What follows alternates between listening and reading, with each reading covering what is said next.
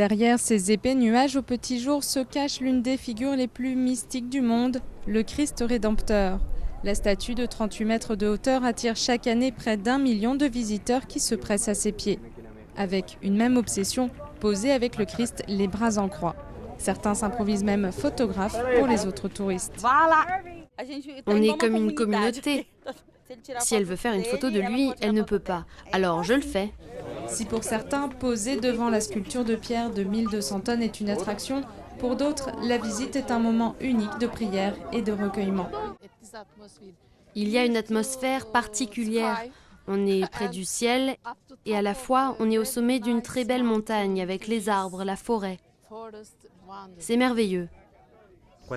Quand vous voyez le Christ, la première image que vous avez, c'est celle de Rio de Janeiro. Mais quand vous êtes ici, dans cet espace, on le voit d'un regard plus spirituel. L'histoire de la sculpture remonte au début du XXe siècle. Pour le centenaire de l'indépendance du Brésil en 1922, l'Église voulait un monument religieux visible de tous.